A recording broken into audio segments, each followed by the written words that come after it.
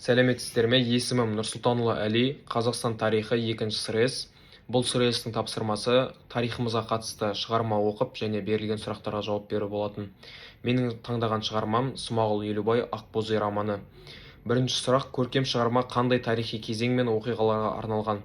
Ақбозы романы 1920-1930 жылдардағы Қазақстан тарихындағы ең ауыр кезеңдерге ұжымдастыру, ашаршылық, қуғын-сүргін және де азамат соғысының салдарына арналған. Бұл қазақ халқының басына түскен ең қасіретті кезеңдердің бірі деп атасақ болады.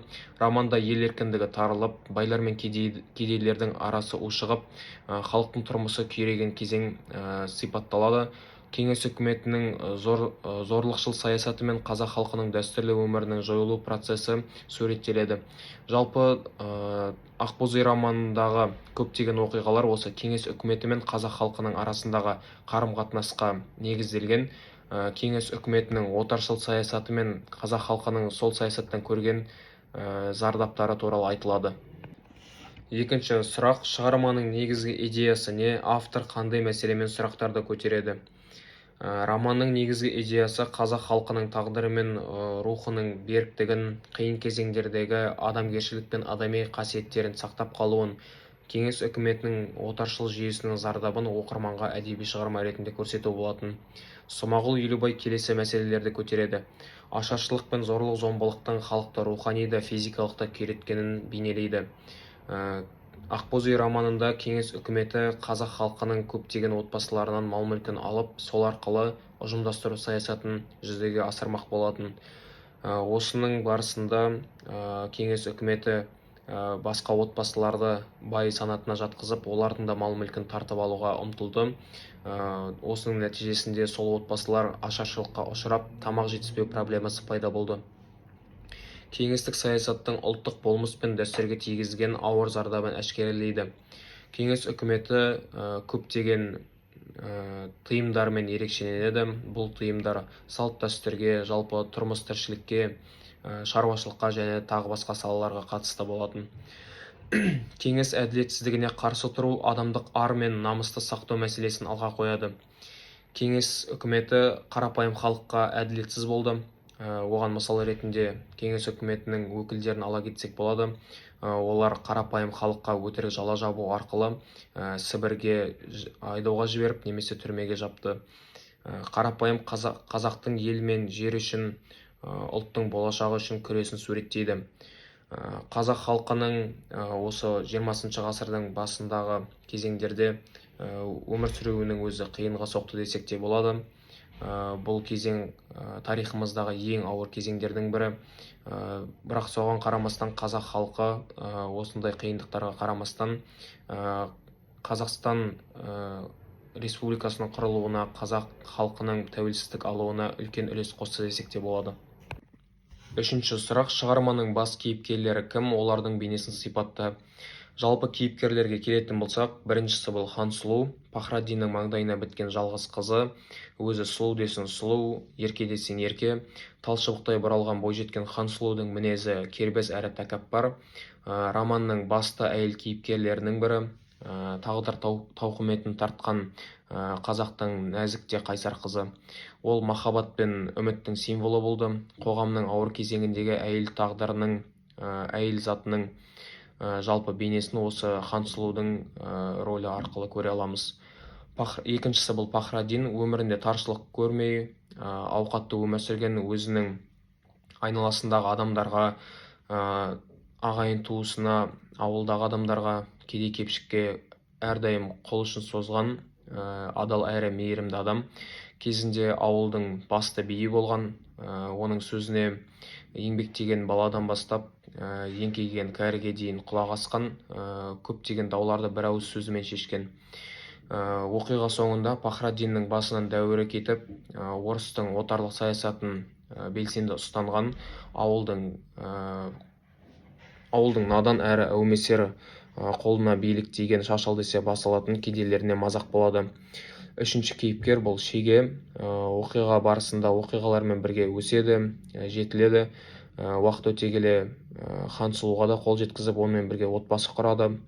жаңа өмірге жетеміз деп жармасқанымен, Шегенің өзі де осы сұрқия саясаттың құрбаны болады. Романның соңына қарай ол түрмеге жабылады. Шеге образынан намысты жоғары қойған нағыз ер жігітке тән қасиеттер байқалады. Шегенің мінезі күрделі, сырттан қарағанда қарапайым, бірақ ішкі жан дүниесіне келетін болсақ, ар ұжданды жоғары қойған, адамгершілігі мен елге деген жанашырлығы биік адам ретінде көреміз. Келесі сұрақ: шығармада қандай салт-дәстүрлер, рәсімдер сипатталады? Романда қазақтың көптеген салт-дәстүрлері мен әдет-ғұрыптары суреттеледі. Оның ең біріншісі қонақжайлылық. Ашаршылық пен қиын-қыстау заманға қарамастан, қазақ халқы өзінің қонағына құрметпен қараған, үйіне келген адамды төрге шығарып, оған жақсы дастархан жайған. Бұған мысал ретінде Пахраддиннің кеңес үкіметінің өкілдерін қарсы алуын алсақ болады. Кеңес үкіметінің өкілдері Пахраддиннің үйіне оның мал-мүлкін тәркілеу үшін келген кезінде, ол олардың мақсатына қарамастан жақсы лебізбен қарсы алып, дастархан жайып, құшағын жая қарсы алған. Киіз үй, ошақ, түтін қазақтың өмір сүру салтының өзегі десек те болады. Романда ақбоз үй дәстүрлі қазақ үйінің символы ретінде суреттеледі және елдің рухани тұтастығын білдіреді. Жалпы киіз үйге қатысты мысалға халықтың қыста көшуін алсақ болады. Романның ең басында осы романдағы басты кейіпкерлер қыстауға көшеді және сол кезде олар өздерімен бірге киіз үйін ала жүреді. Осы арқылы біз жалпы көшпелілердің және қазақ халқының қиын қыстау кезеңдерде қалай көшіп қонып жүргенін біле аламыз. Құда түсу, қыз ұзату, келін түсіру сияқты дәстүрлер арқылы қазақ қоғамындағы отбасының рөлі мен әйел мәртебесі көрінеді. Бұған мысал ретінде Хансұлудың күйеуге шығуын алсақ болады. Хансұлу ең алдымен Қозбағарға, одан кейін өзінің жақсы көретін адамы Шегеге күйеуге шығады. Бұл кезеңдерде ең басында ұзатылады, құдалық болады және одан кейін той болады. Жалпы үйлену кезінде осындай шаралар жақсы сақталған қазақ салт-дәстүрінде. Одан кейінгісі халық қиын сәттерде Құран оқып, бата жасап, намаз оқып, Алладан медет сұраған. Жалпы ата-бабасының рухына Құран бағыштау, намаз оқу сияқты шаралар қазақ халқына тән. Оған мысал ретінде жолдағы намазды алсақ болады. Романның басты кейіпкерлері өздерінің ауылынан басқа ауылға көшіп кеткен кезінде оларды кеңес үкіметінің өкілдері артынан қуып барып, қайтадан өз ауылдарына алып келе жатады. Осы жолдың барысында көптеген қазақтың белсенді жастары және де кеңес үкіметінің өкілдері осы халықты бастап келе жатады. Сол кезде халықтың арасынан намаз оқитындары жол бойында тоқтап, өздерінің намаздарын оқып жатқан кездерінде олардың басшыларының біреуі барлық өкілдері тоқтатып, намаз оқығандарын күтеді. Осы кездегі кеңес үкіметіндегі адамдардың да ішінде жақсы адамдар болғанын біле аламыз. Бесінші сұрақ: осы шығарманы оқып шыққаннан соң өзіңіз үшін танымдық тұрғыдан қандай жаңалық аштыңыз? Мен ақбоз үй романын оқып болғаннан кейін өзім үшін ашқан үлкен бір танымдық жаңалық ретінде ұжымдастыру мен ашаршылықтың сол кездегі тұрғындардың, адамдардың өмірін қалай өзгертіп жібергені болды. Осыған дейін жалпы тарих сабақтарынан осы кезең туралы тек жалпы мәлімет білетін едім. Романды оқығанда оның нақты адамдардың тағдырына, өміріне қалай әсер еткенін тереңірек түсіндім. Қазақ халқының сол кезде қандай қиын жағдайда қалғаны, қалай амалсыздан бәрін тастап босып кеткені, тіпті кейбір адамдардың осы тағдыр тәлкегіне төтеп бере алмауы мен үшін ең үлкен жаңалық болды. Сонымен қатар билік шешімдерінің халыққа деген әсері, олардың істеген шешімдері халыққа қандай ауыр соққы болатыны мені таңғалдырды. Тағы бір түсінгенім, жалпы тарихты тек фактілермен емес, осындай көркем әдеби шығармалармен қатар оқу адамға бөлек эмоциялар арқылы тарихты жаңа қырынан түсінуге мүмкіндік береді деп ойлаймын. Адам оны ішкі күйімен де қабылдау керек екендігін осы романды оқығаннан кейін түсіндім. Романның жалпы көмегі тарихты көз алдыңа елестетіп, сол кезде тереңірек түсінуге мүмкіндік береді. Келесі сұрақ: кітап оқу кезінде қандай көңілде және сезімде болдыңыз? Ақбоз үй романын оқып болғаннан кейін жалпы көңілде ауыр сезім қалады. Кітапта кеңес үкіметінің ұжымдастыру саясатының кезіндегі қазақтардың қалай қиналғаны, ашаршылық, малынан айырылу, ауылдың босып кетуі өте нақты көрсетіледі. Оқып отырып, сол кезеңдегі адамдарды аяйсың және ең бастысы өзіңнің қолыңнан ештеңе келмейтініне ренжітеді. Романдағы ең қатты әсер қалдыратын нәрсе бұл қалыпты өмірдің бір күнде қалай қатты өзгеріп кетуі. Халықтың мал-мүлкін тартып алып, жаппай колхозға күштеген кезінде адамдардың өмірінің астан-кестеңі шығады. Кейіпкерлердің әрқайсысының рөлі мен тағдыры бір трагедия сияқты көрінеді. Әсіресе ашаршылық кезіндегі қиындықтар бұл адамдардың өмірінің қандай қиын болғанын көрсетеді. Кітапты оқып отырып, сол кезіндегі саясаттың адамдардың өмірін қалай талқандағанын көре аламыз және анығырақ түсіне аламыз. Ақбозүй жалпы бір ғана үйдің құлауы емес, бүтін бір халықтың басына түскен ауыр кезең және қиындықтың белгісі сияқты. Бұрын жай естіген ашаршылық, ұжымдастыру сияқты терминдер мен ұғымдардың артында миллиондаған адамдардың көз жасы мен қасіреті тұрғанын сезіндім. Тарих сабағында оқып жүрген мәліметтерді әдеби шығарма ретінде және әдеби түрде шын мәнінде қалай болғанын елестете алдым. Тарих сабағы мен әдебиетіміздің байланысы сезіледі. 7-ші сұрақ: бұл кітапты достарыңыз бен жақындарыңызға не үшін ұсынар едіңіз?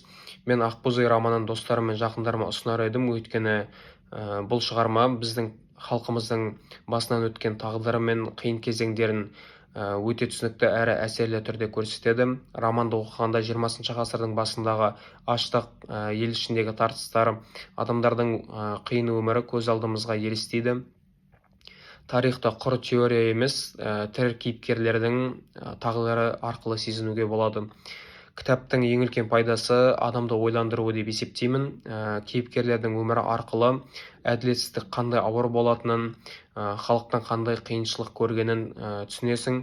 Осыны көрген кезде қазіргі өмірдің қадірін білуге болады. Мен бұл кітапты ұсынатын тағы бір себеп, оның тілі жеңіл және оқиғалары қызық және оқуға оңай. Оқиға желісі тез оқылады, кейіпкерлердің әрқайсысының мінезі, ішкі жан дүниесі жақсы көрсетілген, оқып отырып жалықпайсың, керісінше әрі қарай не болары сені қызықтырып тұрады әрқашан. Сондықтан осы кітапты оқу барысында мен тез аяқтауға тырыстым, себебі оқиғалардың алма-кезек ауысуы менің қызығушылығымды оятты. Сонымен қатар бұл роман біздің тарихымызды жақсырақ түсінуге көмектеседі. Қазақ халқы қандай қиындықтардан өтсе де өте сабырлы, барлық жағдайлардан шешімін таба білген, мойымаған, өздігін сақтап қалғанын осы кітап нақты көрсетеді. Сол үшін мен достарыма және жақындарыма Ақбозүй романын ұсынар едім, өйткені бұл кітап оларды өздеріне сабақ алады, тарихты тереңірек түсінеді және бір жағынан бір көркем шығарманы аяқтайды. Жалпы шығарма авторы туралы айта кететін болсам, Смағұл Абатұлы Елубаев 1947 жылы 9 наурызда Шаржы облысы, қазіргі Түркменстан жерінде дүниеге келген. Ол қазақтың көрнекті жазушысы, кинодраматург. Қазақстанның халық жазушысы атағын 2023 жылы Түркі дүниесі әдеби сыйлығының лауреаты болып 2022 жылы атанады. Жүргенов атындағы өнер академиясының профессоры, Қазақстанның еңбек сіңірген қайраткері болып табылады. Жазушы шығармашылығының негізгі тақырыбы қазақ халқының кеңестік дәуірдегі бастан кешкен нәубеті туралы болатын. Ақбозүй мінәжат романдарында ашаршылық пен сталиндік қуғын-сүргінді атап өтетін болса, трилогияның 3-ші кітабы Жалған дүние романы тоқырау заманы дейтінге арналған. Бұл роман 2001 жылы жазылған. 1961 жылы Қазақстанға қоныс аударады, Алматыдағы 12 мектепте оқыған. 1971 жылы Қазму-дың журналистика факультетін бітірген. 1974-75 жылдар аралығында Мәскеудегі сценаристер дайындайтын жоғарғы курсын бітірген.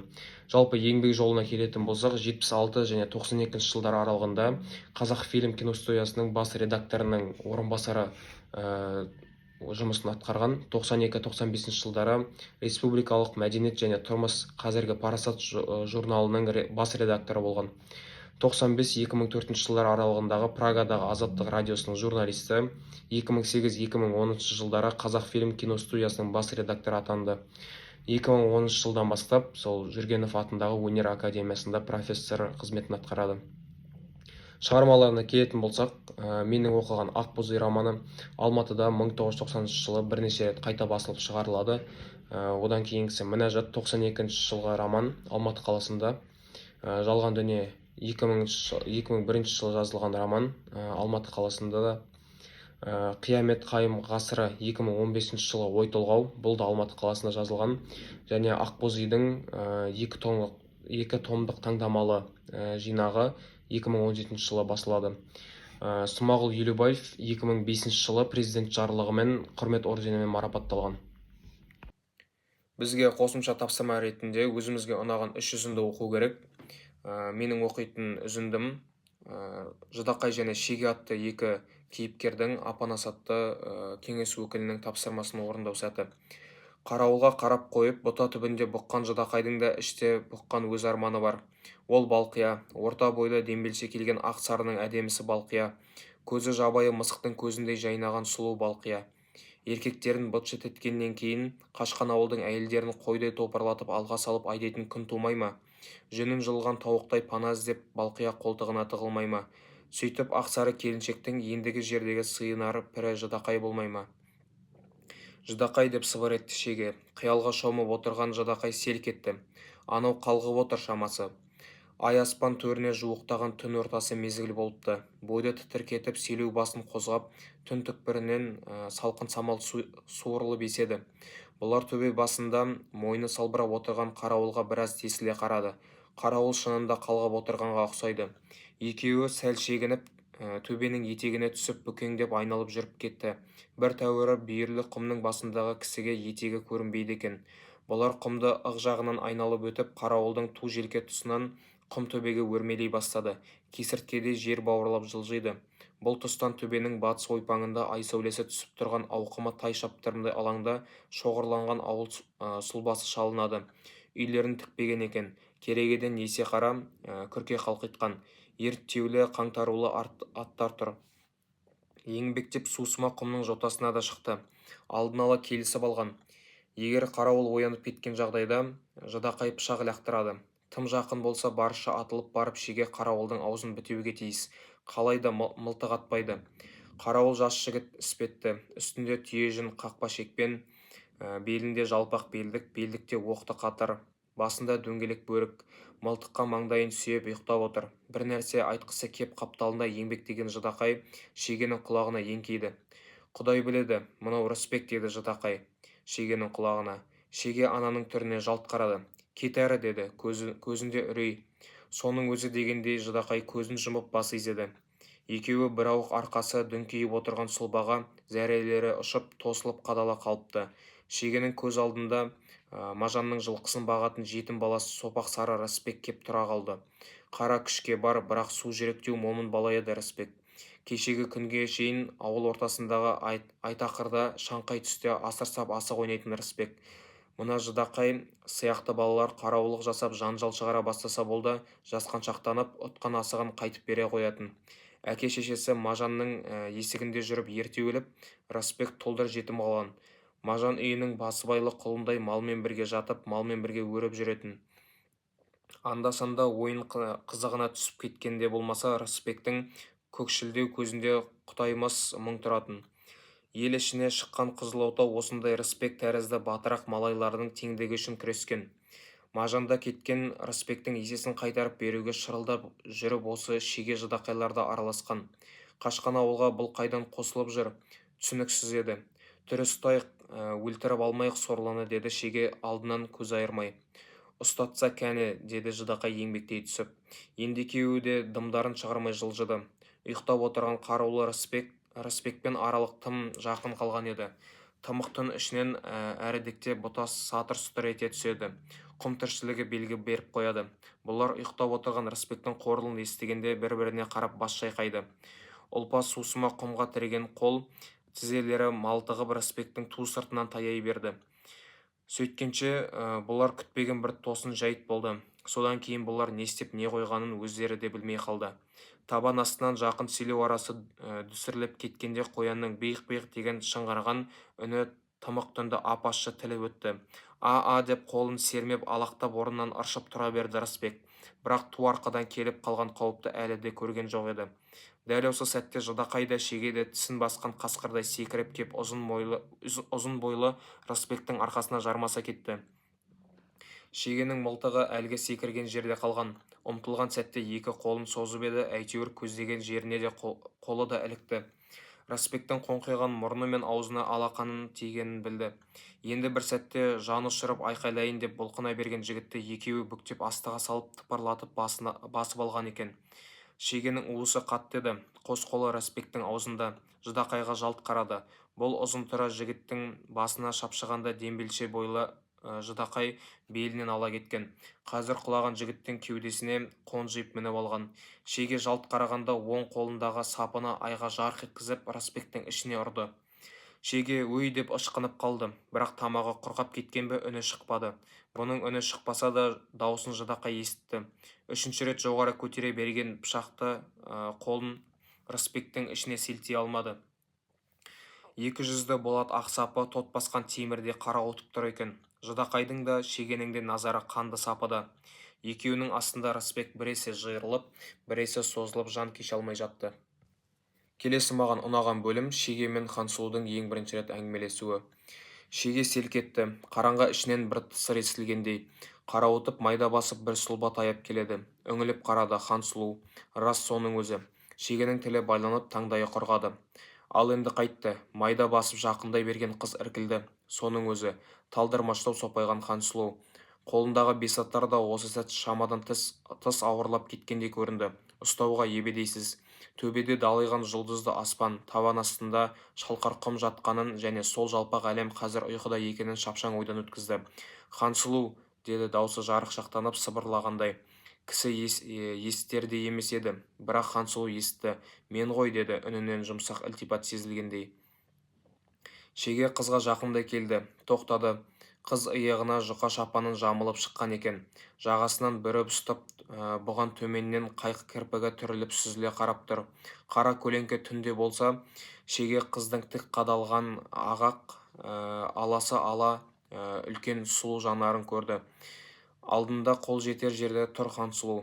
Түн жұлдызы тұрғандай алдында. Қыз сәл миық тартты. Сонда ғана Шеге өзінің қисынсыз көп тұрып қалғанын байқады. Жүрегімен алысып, жүр қыр үстіне шығайық, деді. Қыз бұны үнсіз қоштап қатар қозғалды. Шегенің жүрегі кеудесіне сыяр емес. Жүйрік сезімі дүниені шарлайды. Аяқ астында құрғақ шөп тысыры. Тыныштыққа құлақ түріп жан құйынымен алысады Шеге. Төбеде далайып аспан, шаңытып құс жолы, төменде кең медиен құм жатыр. Сарғайып сағынған ғашығына не демек, неге шақырдың десе не деп жауап қатпақ. Маңдайы жарқырап үр қызындай аяғын ерініп басып келеді Хансұлу. Төбеге шыққасында екеуі сол бір ыңғайсыз тұйық қалыпты бұза алмай бедері айқындала бастаған түнгі құм өлкесіне сәл тосылып іркіліп назар қыдыртты. Отырайық, деді Шеге күрсініп иығынан мылтығын сыпырып, ұлпа құмға тізе бүге беріп. Түн аспанының шығыс қапталы ағарып ай шапағы мол біліне бастаған еді. Жүзін сол тұсқа беріп жанына кеп Хансұлу жайғасты. Ай туып келеді, деді қыз қиялға шомғандай. Мұңайып айтты. Қазір ай туғасын керемет болады құм арасы, деп іліп әкетті Шеге. Айлы түн астында құм аралап көрдің бе? Хансұлу таңдайын қақты. Жоқ, дегені. Біздің жақтағы айлы түн бір басқа, мына түн бір басқа, деп бастады әңгімесін Шеге. Құм бетіне әлденені сызып қырын отырған қыз күлімсіреп, әлсін-әлсін жас жігіттің ұшқын атқан жанарына, әңгіме айтқан кездегі өзгеше құлпырған дидарына көз қиығын салып қояды. Қыз бұрылып қарады. Шеге, одан да елге барғасын өкімет бізде не істейді, соны айтшы. Апанас айтты емес пе? Түкте істемейді. Артельге кіресіздер, жаңаша өмір сүресіздер. Солақ па? Кісінің сенгісі келмейді. Апанастың айтқанының бәрі рас болса. Апанас нағыз революционер, деп Шеге бұл жерде өзінің саяси көзқарасының биік екенін танытқысы келгендей. Апанас айтса өтірік айтпайды. Сен де революционерсің бе? Деді Хансұлу. Кеңес үкіметі үшін күрескендердің бәрі революционер, деді шеге. Деді де кенет түйіліп ойланып қалды. Өз жан сарайына өзі құлақ түргендей жаныңда бір түйіткіл ой бар. Оны қалай айтар, оның бетін қайтып ашар. Хансұлу жігітке көзін төңкеріп бір шекесінен қарады. Күлімсіреп жігіттің ай сәулесі түсіп тұрған қиық мұртты балаң жүзіне шамалы назар ірікті. Шеге тағы да күрсініп жүзін бұрып қызға қарады. Қыздың жұмсақ нұрланған көзіне көзі түсті, назарын тайдырды. Хансұлудың жанарынан жылы шуақты ғұмырында тұңғыш байқау еді. Төбесінде шаңытып құс жолы, табанында толқынайдың байтақ құм жатқаны түсті есіне. Ойласа сол әндей шырқаған, даңғыраған кең ғаламның кіндік ортасында айдың сүт нұрына шомылып отыр екеуі. Қанаққан жаралы жүрегінің басына шым-шымдап шипалы бақыт тамшысы тамғандай қыбыр ете алмады шеге. Жан түкпіріне сәуле сеуіп, көкірек қуысында рауандап таң атқандай. Тынысы тарылып, жүрегі дабылдап, құбылып қайта түлегендей. Сұлу, деді. Қыз аясындағы ертек дүниесіндей қалаңытып жатқан құм бұйраттарға үнсіз назар жібереді. Шеге қол созды Хансұлуға. Тұңғиықтан алып шық-шық деп жалбырағандай қалпы. Қолы қыздың бұрым ұшынан ұстап көрді. Жүрегі аласұрып кеудесіне сыймай барады. Қыз шашынан бір нәзік иіс, әтір иісі сезіледі. Сол тәтті жұпардан жұта бергісі келеді шегенің. Екеуі де бір ауық тілдері байланғандай үнсіз қалды. Шеге Хансұлудың қолынан ұстады. Өз батылдығына өзі таңырқады. Қыздың сүйрік саусақтары алақанында. Хансұлу сөйткенше тітіркеніп ығысып қалды. Жәудірей қарап қолын ақырын еппен сусытып босатып алды. Арман қуысының әлгінде ғана уысында болғанын зерделеп үлгерді шеге. Кеттім, деді шапанының өңірін қос қолдап қымтап тоңазығандай тітіркенген бойжеткен. Бақыттан бас айналған шеге отырсай деп жалынды қыздың енді іркілмесін біле тұра. Жоқ, деді қыз. Жымия қарап бас шайқап тұр. Қыз қылығына табына түсті шеге. Осы сәттің шындығына сенер емес. Шеге теңселіп орнынан тұрды. Жібек шапан жамылған сұңғақ бойлы қыз майда басып көлеңкедей жылжып кетіп барады. Мен сендікпін деп кетіп бара жатқандай ұзай берген сұлбасы. Түн, аспан төрінде жүзген ай, төбе басында состиып тұрған шеге, көкірегін кернеген қуаныштан, бақыттан бас айналып теңселіп тұрған шеге. Келесі үзіндіде кеңес үкіметінің әділетсіздігі суреттеледі. Бұл кезде шеге мен Хансұлу отбасы құрып, Пахраддин шегенің қайнатасы атанған еді. Кеңес үкіметінің өкілдері Пахраддинді бай санатына жатқызып, оның мал-мүлкін тәркілеуге кірісейін деп жатқан кезінде шолақ белсенді жас шегені орнынан тұрғызып, оған бірнеше сұрақтар қояды, және сол арқылы Пахраддин мен шегенің арасына от салады. Шеге орнынан тұрғанда ине шаншар жер жоқ, кісіге лықа толы мектеп іші сілтідей тынды. Хансұлудың жан дүниесі аласұрды. Қазір бүлінеді, бұ дүние ойран болады. Шыға қашқысы келді мына бірін-бірі талап жатқан жиыннан. Кісінің қоры болып әкесі отыр. Шеге тұр екі оттың ортасында. Шеге Хансұлудың ендігі қалған жалғыз сенімі. Тірегі шегеге қарады. Сөйле, шеге. Өкіл жолдас айтқандай, бұл науқанның саяси маңызы үлкен екені рас, деді шеге ширығып, өткір көзі оттай жанып. Құлақтарды тап ретінде жою саясатын қолдаймыз, мен де қолдаймын. Жорға күрең мәз болып отыр. Шеге, сен мынаны айтшы, деп алға итініп жымсия күлді. Сен мынаны айтшы, Пахраддин құлақ па жоқ па, соны айтшы. Жорға күрең жымсиып күліп, насаттанып шалқайып отырды. Хансұлудың беті ду жанды. Шеге жорға күреңге жалт қарап ашулы жанарымен атып жіберердей, құлақ, ал құлақ, сол ма естімегеніңіз, деп ышқынып қалды. Әрі қарай дүние жыңылдап бара жатты. Тынып отырған жиылыс жел соққандай теңселіп, шайқалғандай, біреу-біреуге ұмтылып ілінесе кеткендей. Хансұлу көзін жұмды. Әй жорға, сен өйтіп арандатпа деп шырқырап төрге қарай айқайлап ұмтылып шәріп барады. Біреудің аяғын басып, біреудің бөркін ұшырып отырғандарды қыран жапқандай шулатып барады. Президиумның алдына ышқынып тұра қалып, өзінің үлкен тымағын жерге былға бұрды. Жер шаңын бұрқ еткізді. Бұқарбай селк етті. Жорғаның да түсі күреңітіп, Шәріпке де күрең өтіп кетті. Шәріпке де керегі сол еді. Сенің істеп отырғаның қастандық, жаулық. Сен науқанды арқаға таңып, кедей кембағалдың қанын соруға кірістің. Орташаны құлақ қып жатсың. Сенің таптық пердеңді ашайын ендеше. Сен тап жауымыз Мажанбайдың базарға мал айдайтын саудагерсің. Ал саған шындық керек болса деп жалаңбас шеке тамыры шоттайып кеткен Шәріп жорға күреңге қарап шақ-шақ етті. Дұрыс, дұрыс айтады. Міне сөздің турасы. Бәсе деген айқайлар шықты. Сен жорға, аш таптық пердеңді. Рушылдығыңды мойында. Сен кеңес ағасы болғалы бері кім таяқ жеп жатқан? Таяқ жеп жатқан ажым мен жалпақ тіл, өтірік деші. Рас айтады. Әрине рас болмаса, бүгінгі спескте неге бір қаражон жоқ, неге бір ағайының жоқ? Міне сөз. Әңгіме енді түзелді деп дүрлікті жиылыстың бір қанаты. Спескте қаражан жоқ, өйткені сенің соғып отырғаның кедей кембағалдың емес, бір атаның сойылы, өтірік деші. Рас. Ауылнайда әділет жоқ. Жолдас Қаспақов, сіз жиылысты бұздыңыз, сіз іріткі салдыңыз деп столын тоқпақтаған өкіл сөзінде қыстырған жоқ Шәріп. Желмаяда есе түсті. Уа жұртым, жалпақ тіл ажым Қаражон деген үш атаның баласы едік. Бейлі қолына тиген Қаражон басы ауылнай боп, жалпақ тіл мен ажымды таза қыруға айналды. Өтірік пе, осы әділетке жата ма? Өкімет болсаң, ал сен турасын айт, Бұқарбай. Жұрт шулап кетті. Әділет емес, құтырғанын қойсын Қаражон, қойсын. Атасының көрін қан боламыз қоймайды екен, деп білек сыбанып қиқымбай тәрізді қисықтар едіреңдеп төбелестілеп атып тұрды. Қаспақов, бұның барып тұрған саботаж. Бұл делаң үшін сен закон алдында жауап бересің, деп бурадай бұрқыраған Бұқарбайдың иегінің астына Шәріп ызғып жетіп барды. Өзі шынашақтай болғанмен Шәріптің айбаты жаман еді. Қадалған жерінен қаналар шақар еді. Шеке тамыры шоттайып қып-қызыл боп сасық күзенше шақ-шақ етеді. Тұтақ, өй жаман иген сарттың баласы. Сен бе мені қорқытатын? Әукең салбырап, аңдығаның қыз келіншек, ішкенің арақ. Сөйтіп жүріп сен бе маған зәкін үйрететін? Мына қаптаған кедейді ізіңе салмай тұрғанда жөніңді тап шатпай. От солай, ойының келген екен сенің Шәріппен.